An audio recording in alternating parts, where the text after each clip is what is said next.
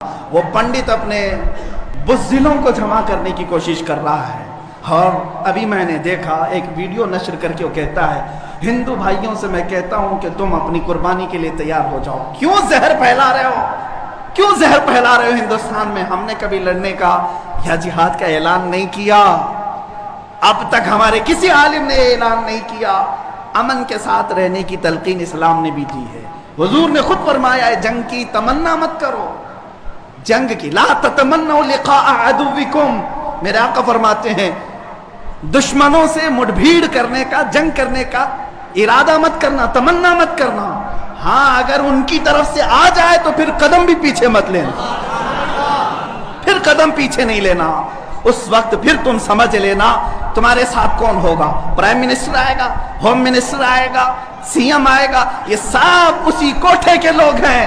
اے مسلمانوں فخر کے ساتھ آنا، تمہارے ساتھ کوئی اہل سیاست نہیں آئے گا، تمہارے پیٹھ پیچھے رسول اللہ کی ذات ہوگی اور تمہارے سر پر اللہ رب العزت کی عنایت ہوگی۔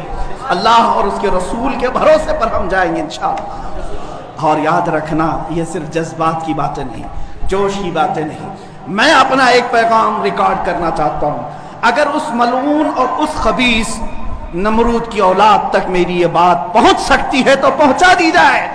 تم نے بہت بھونک لیا اپنی مندر میں بیٹھ کر کے، تم پریس کلب آف انڈیا میں بیٹھ کر کے بہت بھونک لیے، کتے آپس میں اپنی گلی میں بہت بھونکتے ہیں۔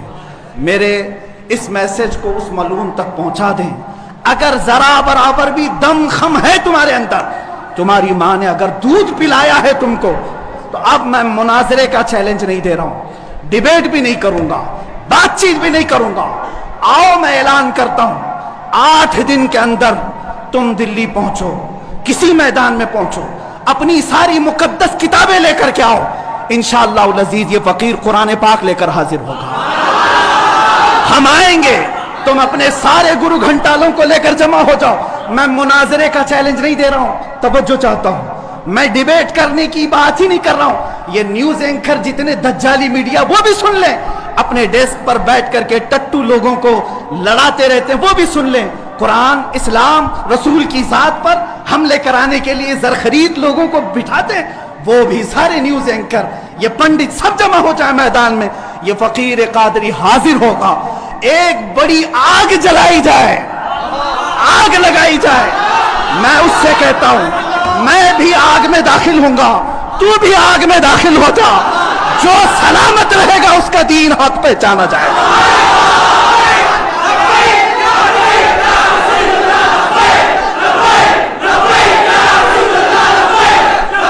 بہت ہو گیا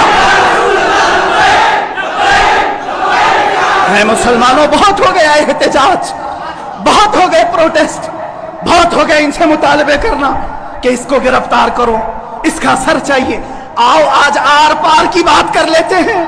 زمانہ گزر گیا، 800 سال ہو گئے، سرکار غریب نواز کو بھی یہی چیلنج کیا گیا تھا۔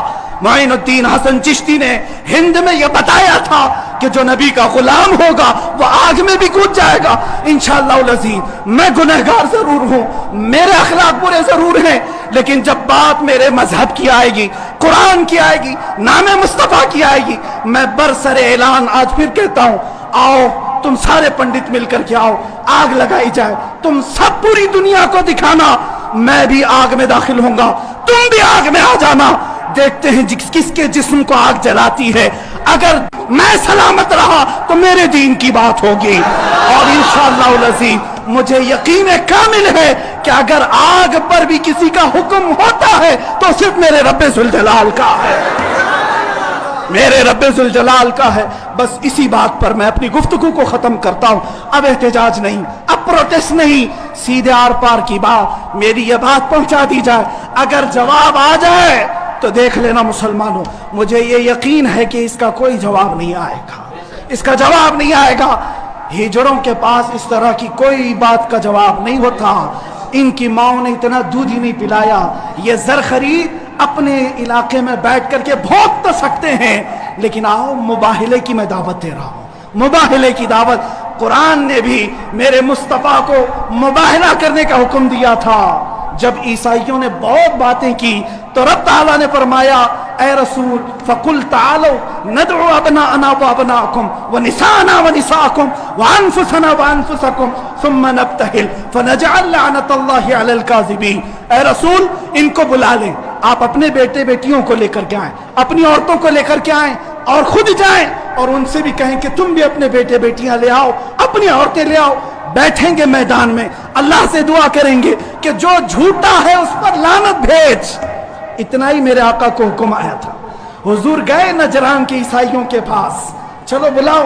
مباہلہ کرتے، ایک مناظرہ ہوتا ہے جو ڈیبیٹ کیا جاتا ہے، مباہلے میں ڈیبیٹ نہیں، سیدھے میدان میں، عمل کے میدان میں بات نہیں کی جاتی. حضور آئے کس کو لے کر؟ سیدہ کائنات فاطمہ الزہرا، حسن مجتبیٰ کو، حسین اعظم کو، مولا علی کرم اللہ وجہہ کریم کو. 5 لوگ آئے تھے. نجران کے عیسائیوں نے پہلے تو مان لیا تھا چیلنج. جب یہ نورانی چہرے دیکھے تو عیسائیوں کے ایک بوڑھے پادری نے کہا اے نادانو، کس کو تم نے مباہلے کے لیے بلا لیا؟ اگر اس رسول نے ہاتھ اٹھا دیا تو قیامت تک تمہاری نسلیں باقی نہیں رہیں گی. اور مجھے میرے مصطفیٰ کے اس مباہلے کی برکت سے یقین ہے، لیکن میرے مصطفیٰ کی نسبت میرے ساتھ موجود ہے، میرے پیر و مرشد کی نسبت میرے لیے کافی ہے. انشاءاللہ العزیز مباہلے کے لیے فقیر حاضر ہوگا. جواب آ جائے اے سنی مسلمانوں انتظار کرو، اب لڑائی آر پار کی ہو جاتی. دیکھا جائے گا کس کا دین حق ہے، کس کی کتاب حق ہے، کس کا رسول حق ہے. اسی بات پر خاتمہ ہوگا. وآخر دعوانا الحمدللہ.